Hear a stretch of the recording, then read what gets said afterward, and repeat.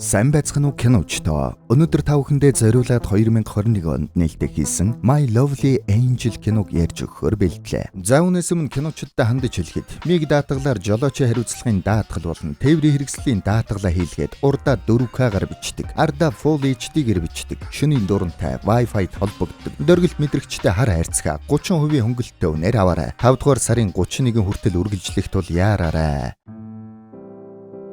Борот өдөр нэг залуу машиндаа орж ирж байна. Чаавас. Дандаа хоцорох юм аа. Энэ сүүлийн үеийн уран бүтээлчд менежерээ хүндлэхгүй маа. Наад тамхиа болил доо. Гэт харсан чинь ард нь үндэсний хувцастай 3 бүсгүй сууж байна. Тэгээд нөгөө 3 гадаа гарч тамхиа татна. Тэрнээс болж бид нар дуурай гаргаад авахын зүгээр. Тэр одоо яачдаг байна? Мэдхгүй. Дахиад юм нэрчгсэн байлгүй. Тэгэхээр энэ хэд явуулын жүжигчд маягийн ажил хийдэг бололтой шүү. Тэр үед харин нөгөө хоцорсон эмэгтэй залгаж байна. Менежер удаа аваад. Өш чи янгой. Чи үхмээр байна уу? Яасан гинэ? Гэсэн чи бүсгүй хальтэрч унаад амир өгчихсэн байна. Цогцыг нь таниулах гээд манай хүнийг дуудчих. Тэр үнэхээр өгчихсэн гэж үү? Камерын бичлэгээр бол гадны нөлөөгөө амир өгцсөн байна лээ. Та ар гэрийнхэнтэй холбоо тогтоогод өгөөч. Энэ юмнууд нь гээд утас болон гэрийнхэн төлхүүрийг өгдөг. Менежер харин утас руу нь гэрийнхэн нь залгуул хэлээрээ гээд нөгөөдөлдөө утсыг нь өгч гэж. Тэгсэн хинч залгадаггүй. Юу? Хинч залгаагүй гинэ? Яахаараа хүн өгчөөд байхад хинч залгадаггүй юм бэ? Таал залгасан биш. Танаас өөр залгасан хүн алга. Итгэхгүй бол өөрөө хар. Ингээд харсан чинь өөрийнх нь дугаарыг хогийн новшгээд хадгалчихж. Тэгэхээр энэ залуу бол манай киноны гол дүр Жэшиг. Жионы гэрээс хинч залгасангүй. Жэшиг аргагүй болоод гэрт нь яваад очлоо. Гэрийнхэн түлхүүрээр хаалгыг нь онголгоод яваад ордог. Ямар заван газар вэ? Ингээд байж байтал 0-д ус татах чимээ гарч байна.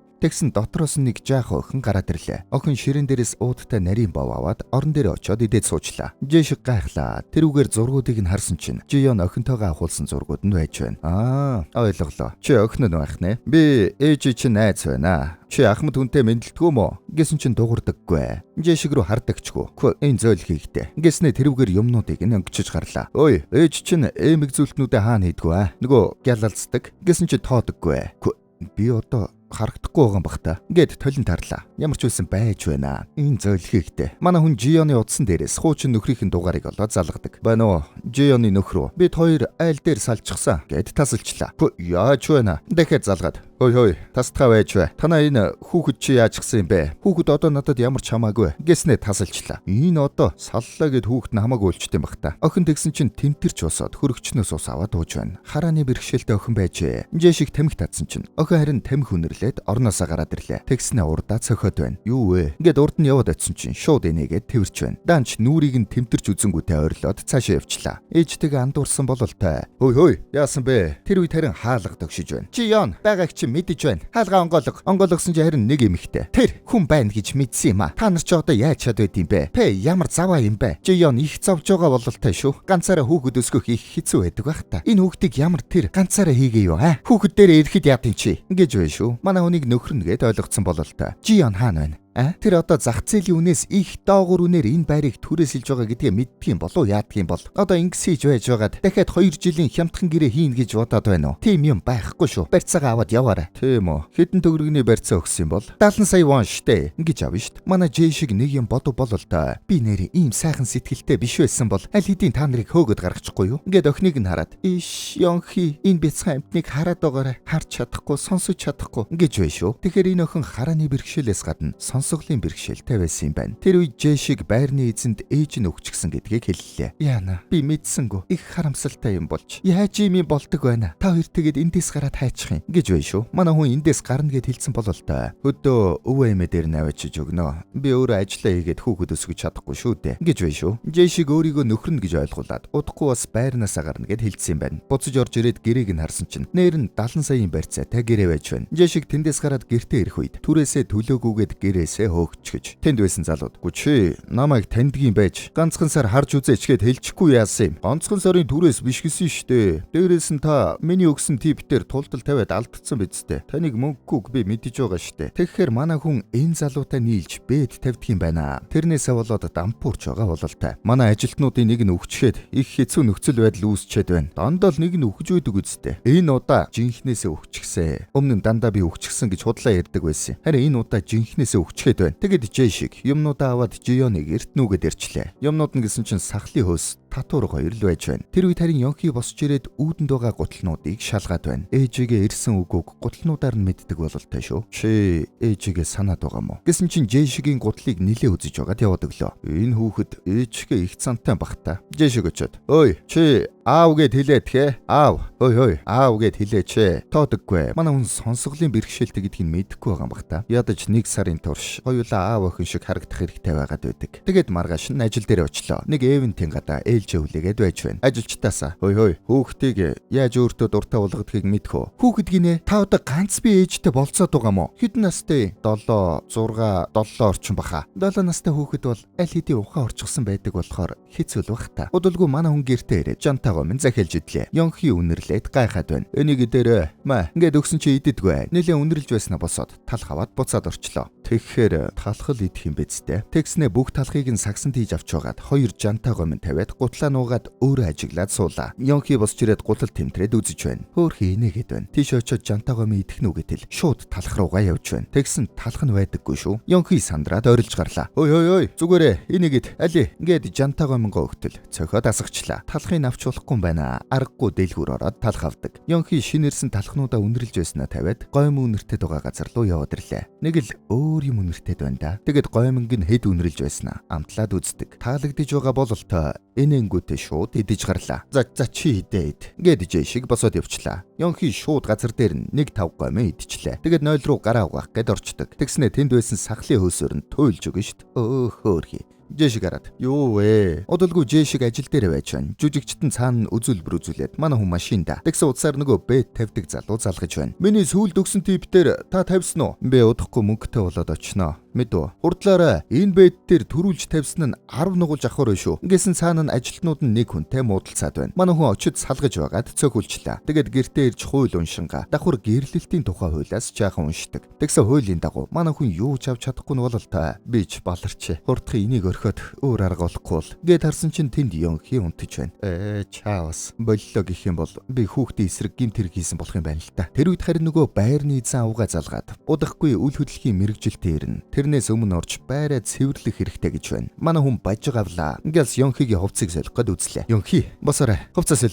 Энэ цэвэрхэн хувцсыг өмс. Уурлаад солиулдаггүй. Нөгөө дүүлэмж хүрээд ирлээ. Хөөх, энэ үнэрийн нэ. Эзэн авгаа. Чи одоо хүүхэдтэй анхаарч байна уу? Хүүхдийг үл хайхарна гэдэг нь хүүхдийн хүчирхийллийн хэлбэр гэж мэдхүү. Хүүхдийн хүчирхийлэл. Юу? Хүүхдийн хүчирхийлэл вэ? Гэснэ. Харин тийм ээ. Би их завгүй байгаад байлаа л да. За. Гяс усанд оруулаадах. Юу? Усанд оруулаа. Хурдал. За баларсан. Манай хүн усанд оруулах гэсэн хөдөлдөггүй. Нэг арга болоод ээжийнх нь цамцыг өгч хөдөлгөж байгаад угаалгын өрөө рүү аваад орлоо. Гадаа нь бүсгүүчүүд. Энэ одоо жинхэнэ аав нь муу юм уу? Бараг цаг боллоо штэ. Усанд оруулахгүй л байх шиг байх юм. Манай хүн усанд оруулах гэтэл Йонхи орилоод болдоггүй. Эзэн авгаа шууд орилоод ороод ирлээ. Тэгснэ маа. Би мэдсэн юм аа. Харин тийм ээ. Уучлаарай. Би түүний жинхэнэ ингээд хэлэх гэтэл чи хүүхдээ усанд оруулж үзээгүй үсттэй тийм үү? Одоогийн аавуудыг ингэж авна штт. Арай баригдсангүй. Тэгээд эзэн авгаа Йонхиг аргадаад усанд оруулах гэж байна. Манай хүн гялс гарах гэтэл чи хайчих нь уу? Сайн хараад сураад ав. Дараа нь хүүхдээ усанд оруулахад хэрэгтэй. Тэгээд Йонхиг усанд оруулаад гэрийг нь сайхан цэвэрлээд өгчлөө. Тэр шөнө харин аянга цахилаад бороо ороод байна. Йонхи хэдийгээр хард сонсож чадахгүй ч гэсэн айгаад байгаа бололтой. Жэшигийн ард очоод хэвтээд өглөө. Тэгснэ уйлаад байна. Йонхи би ч гэсэн амар ядарч байна. Би ч гэсэн уйлмаар байна штэ. Ингэсэн чинь бөөлжөд унлаа. Би нүвч гсэн байж. Жэшиг шууд аваад эмнэлэг явлаа. Тэгэд эмнэлгийн коридорт Йонхиг тэрч хондог. Маргаашнаас нь Йонхид жаахан анхаарал тавьж эхэллээ. Йонхиг аваад хөгжлийн бэрхшээлтэй хүүхдүүдэд зориулсан сургалтанд суудаг. Харааны бэрхшээлтэй хүүхдүүдэд сонсголоор нь дамжуулан ажиллаад. Харин сонсголын бэрхшээлтэй хүүхдүүдэд дохион хэл зааж байна. Манай Йонхи маань аль нь байхгүй болохоор болдоггүй. Тэгэд эрхлэгчтэй нуулзлаа. Уучлаарай. Манад харааны болон сонсголын бэрхшээл хавсарсан хүүхдэд зориулсан сургалт байхгүй гэж байна шүү. Тэндээс гараад явж байхдаа Жэшиг Йонхиг хартал. Жэшигийн хувцснаас нь бариад явж байдаг. Жэшиг гарыг нь аваад гараасаа хөдлүүллээ. Тэгсэн чи инээж байна шүү. Харилцах гол арга нь гараараа мэдрэх юм байна. Жэшиг нэг юм бодов бололтой. Тэгээд харааны бэрхшээлтэй хүүхдүүдэд зориулсан өсгнүүд авчираад Йонхид өгдөг. За, хоёулаа аав гэдэг үгнээс эхлүүл ямар уу? Аав гэж сурчих юм бол бид хоёрт их хэрэгтэй шүү дээ. Ингээд охинд үсэг тэмтрүүлээд дараа нь тэр үсгийг гар дээр нь дүрсэлж зураад харилцах арга зааж өглөө. Мэдээж амаргүй шүү дээ. Үсэг гар дээр нь зураад тэгээд үсгнүүд дундаасаа нөгөө үсгээ ол гэтэл Йонхи харин сайн олж байна шүү.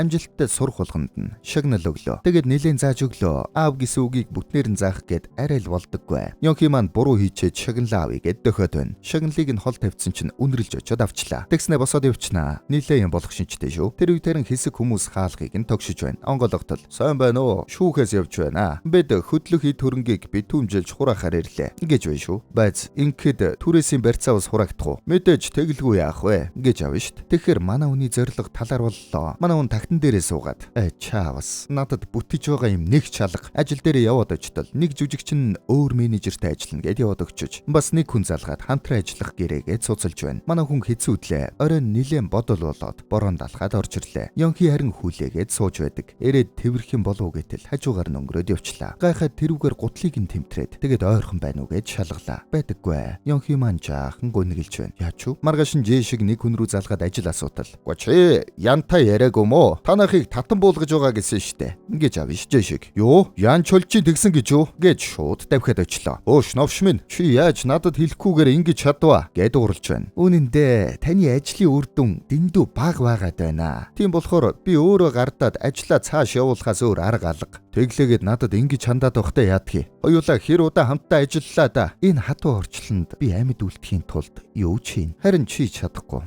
Надад хамтрахаа болоод чи зүгээр надад ажиллавал яасан. Энэ олон жил хоолны газар нээн гэдэл ярьсан. Одоо хардаа юу ч байхгүй. Нойрноосоо сэрэж жаахан бодтоор сэтгэлдээ. Ядаж гэр бүлтэй байсан бол хариуцлага мэдрээд жаахан төлөвч байсан байх та. Залуусаа энийг хараад ав. Хэрвээ одооноос ухаантай байхгүй бол 10 жилийн дараа энэ шиг болоод дуусна шүү. Гэд баахан доромжилж байгаад гаргалаа. Манай хүү харин уурандаа оройн отож байгаад гараад ирэхэр нь очоод зодчлоо. Тэгэд хүмүүс нь гарч ирэхээс өмнө газ зугтаачдаг. Гэртээ очоод нэг сөөж уугаад сууж байтал. Кредит карт чинь блоклоглоо гэсэн мессеж ирж байна. Төрөвчөө уудалсан чинь 20,000 вонтой үлдчихэж. Тэр үед харин унтаж байсан Йонхи руу хартал хөөхөн мишээгээд унтаж байна. Жээ шиг ээжийнх нь утсан дээрээс багийнхан зургуудыг хараад жаахан өхөрдөж суулаа. Тэгсэн тэр дунд нь харин нагц их Жүнюб гэсэн хүнтэй чаталсан зургаа скриншот хийсэн байна. Хөөх чи нагц игчтэй юм уу? Гэт мессежийг нь уншитал ээж нь Жүнюб эгчт нь 30 сая вон зээлүүлсэн юм байна. 30 сая вон гинэ. Гэт сэргээд ирлээ. Маргааш нь шууд Йонхиг аваад бас Жионы чандрыг аваад нагц эгчтэй нь уулзахаар хөдөө явдаг. Йонхи маань харин замдаа салхи мэдрээд их жаргалтай байна. Манай хүн очоод Жионы зургийг хэвлүүлж байгаад энэ нэмэгтэй нагц эгчийг хайж байна гэд тэр үгээр тарааж гарлаа. Гэрийнх нь хаяг байхгүй болохоор нутагт нь ирээд ингэж хайхаас өөр аргагүй байгаа бололтой. Хүмүүсээс асуусан ч мэдж байгаа хүн алга байна. Буцаж ирээд машиндаа суутал харин Йонхи байдаггүй шүү. Юу вэ? Гэд хайгаад гарлаа. Тэгсэн тэнд нэг өвөө юм хоёр. Ой, наашрээ. Тэгэд манай хоёрт хоол өглөө. Хүн хайгаад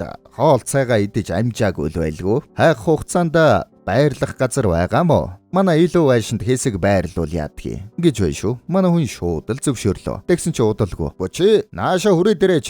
Өдөр чи наана зогсох гээд байгаа мó. Эрээд туслаах. Гэж Жээ шигээр туслууллаа. Өдөр чи юм хийчлээ. Оройн харин чансан төмс өндөгтөө өгч байна.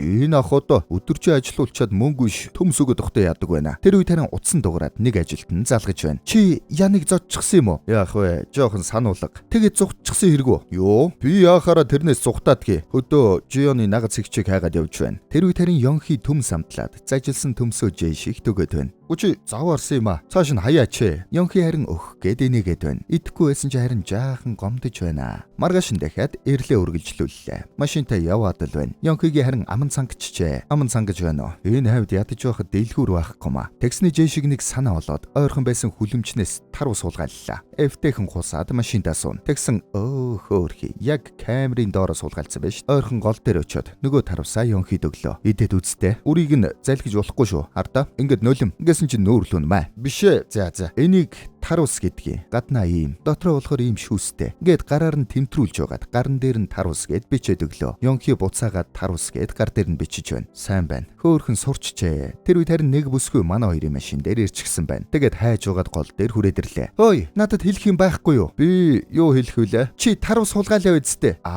Уучлаарай. Ус байдаггүй. Энэ цангаад тэгээд авцсан юм а. Баг байхдаа хөдөө байснаа санаад тэглээгээд аав хүн хүүхдийнхээ дэргэд хулгай хийж болдг юм уу? Би аав нь бишээ. Би ихчийг нь хайж яваа юм. Гэт нөгөө зургаа үзүүлдэг. Тийм үү? Тэгэхээр чи хулгай хийж бас хувийн өмчөд халтсан гэдгээ хүлээн зөвшөөрч байна уу? Хувийн өмчөд халтсан гэж юу гэсэн үг юм бэ? Гэтэл нөгөө таруснуудыг цоолсныг нь бичээд авцсан байна. Би үнэндээ наадуулыг чинь төлж дийлэхгүй. Надаар яалгамаар байна. Гэсэн чи талбай дээр ажиллуулчлаа. Хордоо яваач ээ. Битгий нэмэр амар хүнд байна шүү. Үгүй энэ хотын залуу очоод Тониаго гэдэг нь нэгэнч хагараагүй санаа зовлтгүй гэд өдөржингөө ажиллаа. Удахгүй харин бороо ороод машинд орж хэсэг амарна. Тэгсэн Йонхи гарыг дөхөд байна. Бороотой байна. Гарахгүй. Цааш очоод унт. Гэсэн чи тоосонгүй. Йонхи маань гомдчлоо. Жэшиг харсан чинь урваагаад сууж байна. Манай хүний нинжин сэтгэл нь зулгаагаад. Күчи яасан зөрүүд юм бэ? Энэ борооноор хаашаа явах юм бэ? За гарыг. Тэгээд норхороо бороонд гарч болохгүй гэдгийг ойлгох нь үз. Гэт аваад гарлаа. Йонхи маань баярлаад. Жэшиг харин том сарвч бариад араас нь дагаад байж байна. Йонхи шавар мэдрээд бороо мэдрээд үнэхээр жаргалтай байна. Тэгээд хэсэг шавар авч угаад тэрүүгээрээ үсэг хийж тоглолоо. Үсгээ сайн сурцсан байх шүү. Жэшиг сайн байна. Нөгөө бүсгүй харин манай хоёрыг хоол идгээд дуудаж байна. Тэгээд хамт хоолцоолоо. Бүсгүй аавтайгаа болон хоёр дүүтэйгээ амьдэрдэг юм байна. Йонхи хоолоо зажилж угаад Жэшигт идгээд өгöd байна. Гүчи яагаад дандаа ингэж байгаа юм бэ? Битгий ингэж байл та. Зүгээр хайчих. Ингэсэн чи өвөө тэндээс. Тэр чамд үнэхээр хайртай бололтой шүү. Юу? Яагаад? Манай ээж өндөр наслаад сүүлийн жилээ зөнөглөөд яг хүүхэд шиг болчихсон юм. Тэр өөрийнхөө хамгийн дуртай хоолыг хүртэл зажилж байгаад буцаад гаргаад надад өгöd байдаг байсан юм. Эмч харин тэр хамгийн их хайрладаг хүнээ тэжээхийн тулд ингэж байгаа юм гэж байлаа. Тэр үед Жэшиг охин руу хартал үнэхээр жаргалтай харагдаж байна. Орой унтаж байхад нь хэсэг хард суулаа. Тэгээд гараас нь барьдаг. Маргааш нь харин нөгөө нагц ихчийн сураг гарч байна. Тэр лөөвөр чин байгаамаа. Хөдөө ажил хийх гэж байна гэж хүнээс мөнгө зээлээд хүмүүсээс хэдэн 10 сая вон хулигтж аваад алга болсон. Жиончус ялгаагүй хулигтуулсан байна гэж байна шүү. Манай хүний төлөвлөгөө дахиад л бүдүүлгүүдчлээ. Тэгээд нөгөө тарвсчин бүсгүнд хүрээд ирлээ. Аав нь харин байшингийнхаа хажууд нэг юм хийж байна шүү. Ахаа, сайн байна уу? Ингэсэн чинь царин сонир болоод явчлаа. Ахаа, зүгээр сайн байна уу? Танилцсандаа таатай байна гэж авна штт. Манай хүн жаахан гайхлаа. Яагаад танихаа болчихв? Тэгээд очиод хийж байсан юмыг нь харах гэдэл. Охин тэндээс гараад ирлээ. Юу болов?